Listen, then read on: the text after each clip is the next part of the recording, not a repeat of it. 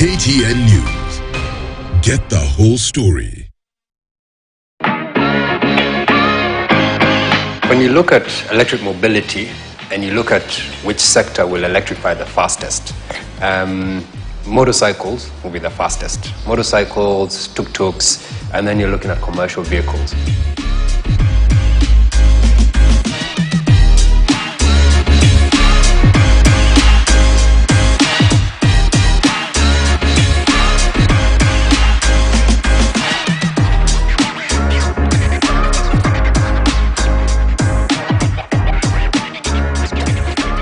Welcome to Tech, where we cover the biggest technology trends impacting our lives. My name is Kelly Boss. Now, talking about impacting our lives, e-mobility, because this is about protecting our environment. And today we are at Kiri EV. We are talking how two-wheelers will lead the charge towards green mobility. And some of the things that we are going to talk about, and you can read this also on our paper today, on our pullout, on the enterprise pullout. We are talking about how it will be easier for two-wheelers to lead the charge. We are not saying cars will not come. Cars will come. It will be a little bit slower because of infrastructure. But for two-wheelers, there are solutions.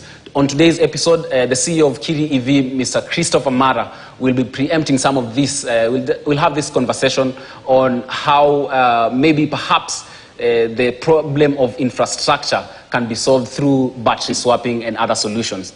Another thing we'll be talking about is, we all know, or if not, is 1.5 million bikers in Kenya, especially the border borders.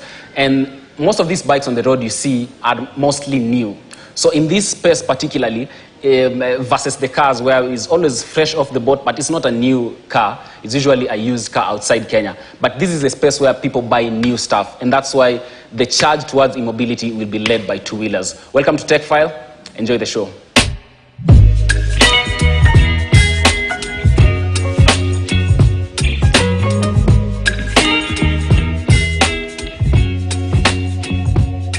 So this is a portable charger, we're saying, which you can just plug into any normal socket.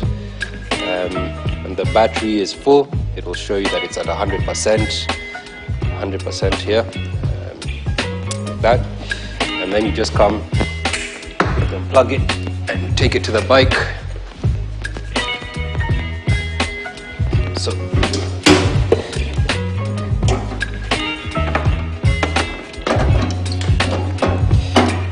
as you can see,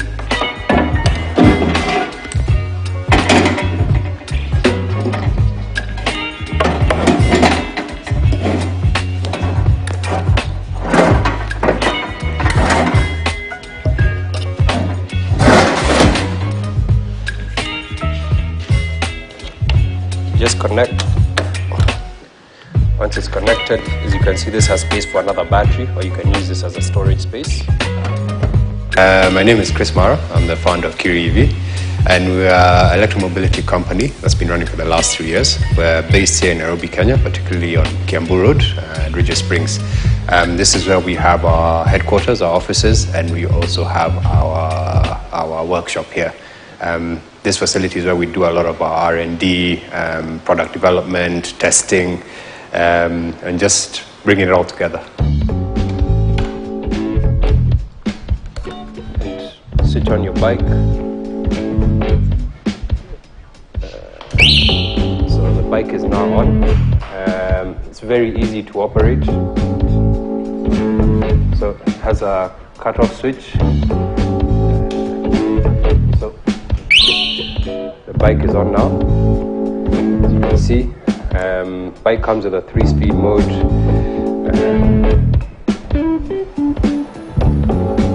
See, it's already running. And you just keep on switching the modes.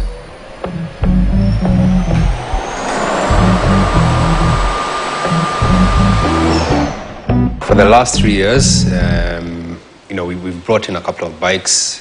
We've tested them. We've reiterated the versions that we brought. So now, unlike our version 3 of the bike, what we found is a lot of guys want the bike, riders out there, companies, and they're very interested. But the main challenge and the first question you always get is, where do I charge the bike?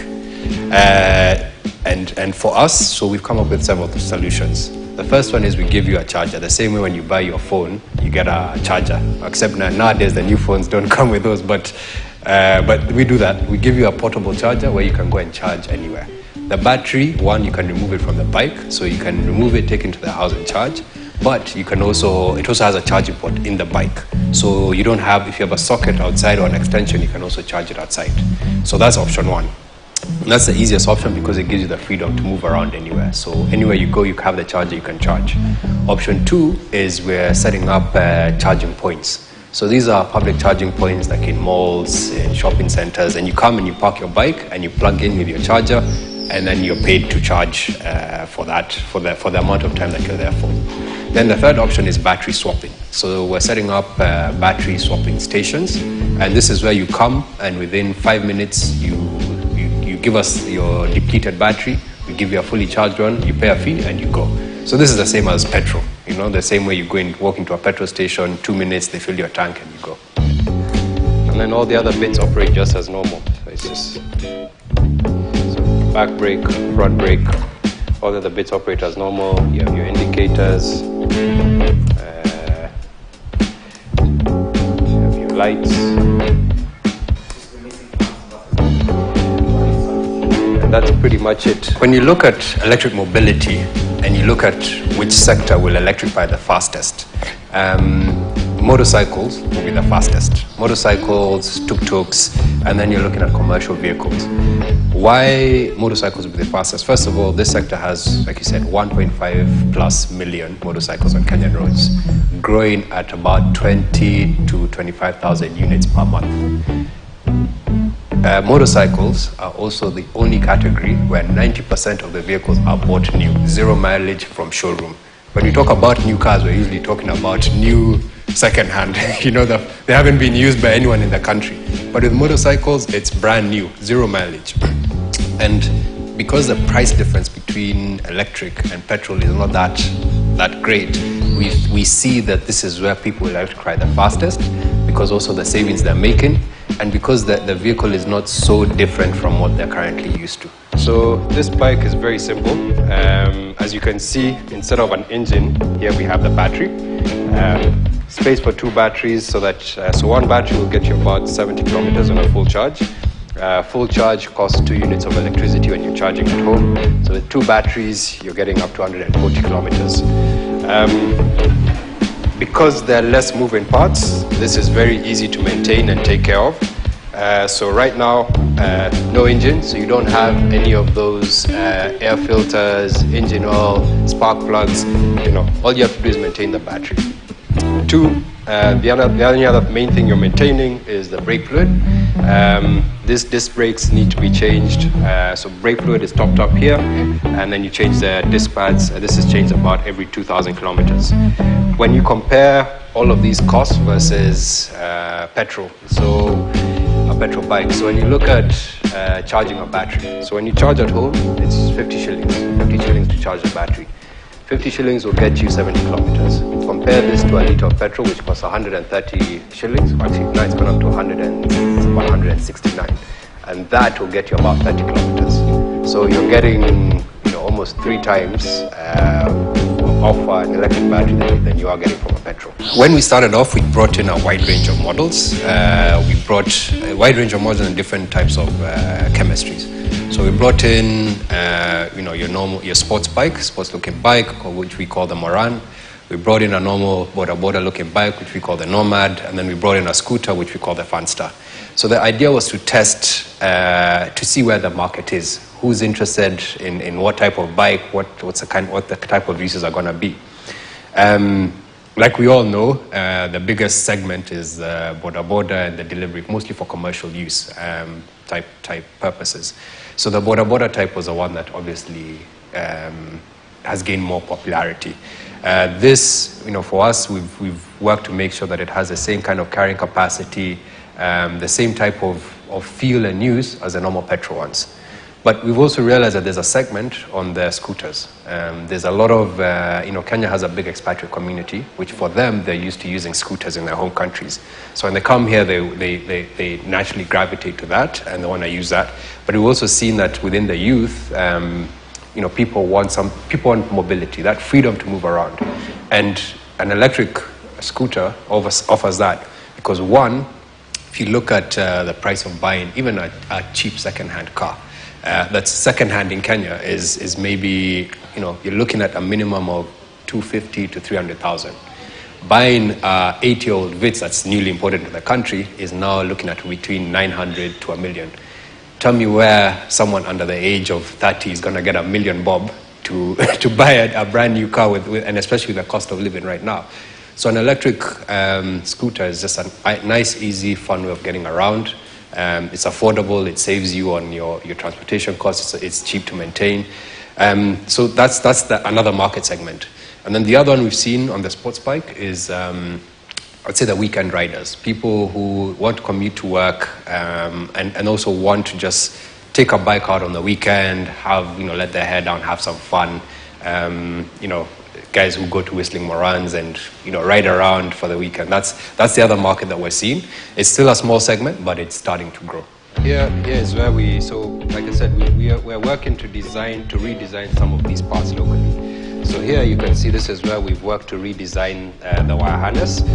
These are some of the versions of the wire harness that we have developed. A lot of this is cutting up, splicing, and really working to make sure what is coming out. So like here we've basically laid out what the battery is like. So this is where the battery will be. This is the back of the bike, that's the front of the bike. And we basically laid out and we built our harness here.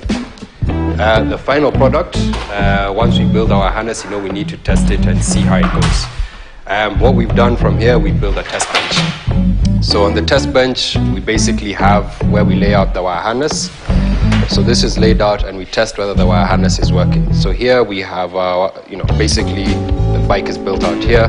We have the lights, the front, back, the wire harness, and then it goes out to all the major components. And this we can test whether what we're building is coming out as we want. Here we do a lot of repair and maintenance. As you can see, this is the motor. This is basically the motor for the this is what runs on the engine for the motorcycle. What we basically do, for this one, you can see this one has been burnt out. What we do is we can open them up, we can repair them, or we can swap them out into new ones. This is basically our service and maintenance part.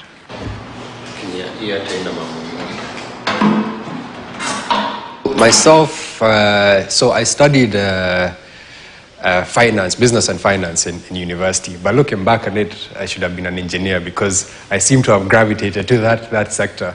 But once I graduated, I got into renewable energy. So I was doing backup systems, solar water heaters, pico hydro systems, and then the natural progression was into e-mobility. It's the next big thing, and it's where we're seeing a huge potential to decarbonize transportation.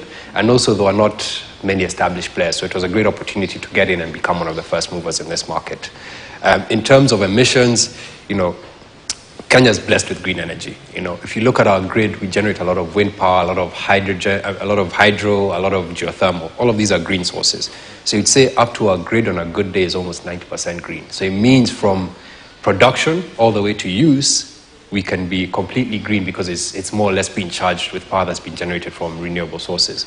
And this also means that for us, if we can get more electrification, the government goal right now is 5% by 2025 to 2030. 5% of all vehicles bought in Kenya should be electric. If this is achieved, we'll save so much of our import bill. And most of it right now is going to buy in petrol. For us, we want to establish ourselves as one of the leading players within this space, bring in a quality product that the market wants. For us, we've built our product around what the market wants rather than what we think it wants. That's why we've taken some time to go and research and get feedback from the clients and then slowly build up on that product that way. For us, we want to bring a lot of that production here locally. So right now, we started off, the first bike we brought was completely knocked down kit imported from China and India. But as we progress over the last 3 years, we're slowly increasing the local content. Right now, I'd say we're at about 30%. I think we can get to about 60%, and in the next 5 years, we want to bring this to at least 90%. This one will create local jobs. And with with local jobs also comes the local supporting industry. So if we're doing frames, someone else is going to be like, you know what, this guy's producing enough, I can now manufacture tires. Someone else will be like, you know what, I'm already doing the wires, so there's be more increase. So there'll be more jobs created, and there'll be an industry and an ecosystem that revolves around this. Of course, we don't want to be just locally based in Kenya. We're looking to expand beyond East Africa into Sub-Saharan Africa. And if we can, why not export back to the countries where these technologies came from? Export back to India, export back to China, export back to the West. Right now, I'd say what the sector and the industry needs is a lot of government support. Government has been proactive. They've created some laws and some tax breaks around importing knockdown kits. But the process of getting that onto that tax bracket, or that, how do you say it, to getting that privilege is quite tedious. And especially so in sectors where you see these new technologies are usually being driven by the younger population in our country, where resources are scarce. And we need that government support so that we're able to drive the future and be able to bring these technologies here cheaper and make it more affordable for Kenyans, and also create these industries. Without that support, a lot of these industries are going to die or going to struggle to gain traction, and you're going to find that we're going to end up importing from the rest of the world. So right now, I'd say the key thing that this needs is, one, government support, and two, like what you're doing right now, creating awareness around the industry. This helps. It gets more people to understand what we're doing, what the new technologies are. And I'm sure once this airs, someone will call me and be like, by the way, I've seen you, I want to try it. And that's how the word spreads.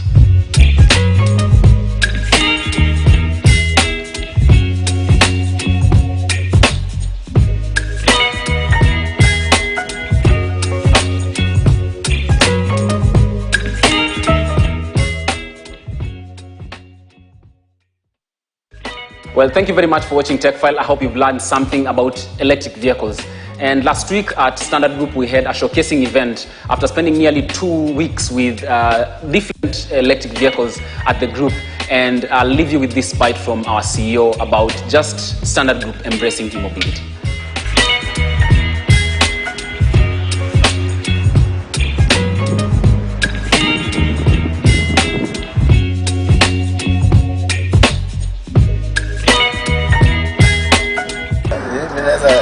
Niweke mafuta.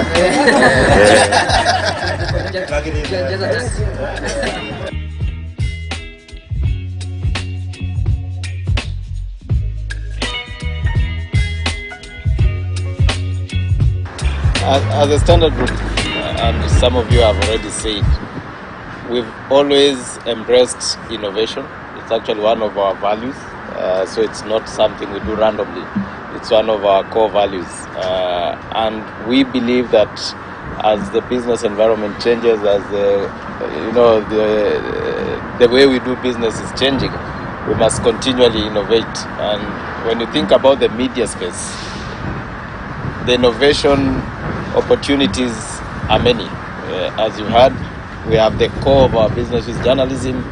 We have the supporting aspects of it, which is operational. Then we have a countrywide presence.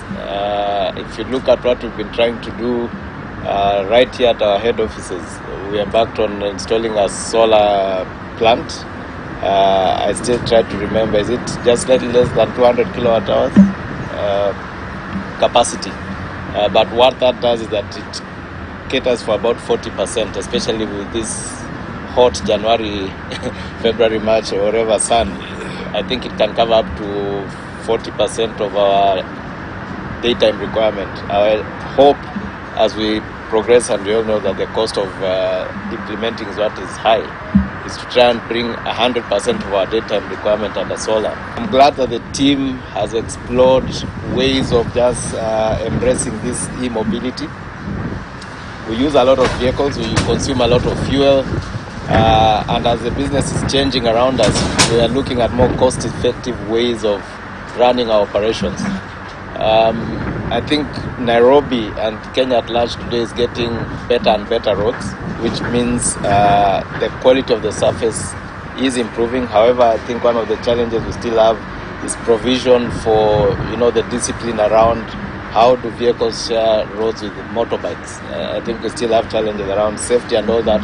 But hopefully in the near future, as we see our demand mix changing, we can actually adopt more of the motorbikes and more of the electric vehicles in our, not just even in our distribution, but even in our editorial duties, because we have to send our teams across the country every day in the news gathering assignments. And I think as fossil fuels keep going up, I mean, today the cost of petrol is 170, I think 72. About 2 years ago, we were buying fuel at about 100 shillings. So if you think about our cost of operations, that's a significant increase. And unfortunately for us, we are not able to pass all these costs escalations to our customers. So if we are transporting the newspaper, it's still at the same 60 shillings. You will not come, unlike power and other things where you find cost of fuel adjustment. For us, the newspaper, there's no cost of fuel adjustment. We have to maintain it at the same price. So we must be ingenious, we must be innovative in how we find ways of bringing our cost of operation down, so that we are not either struggling to absorb the extra cost or carrying the weight of not being able to pass this cost to the consumer.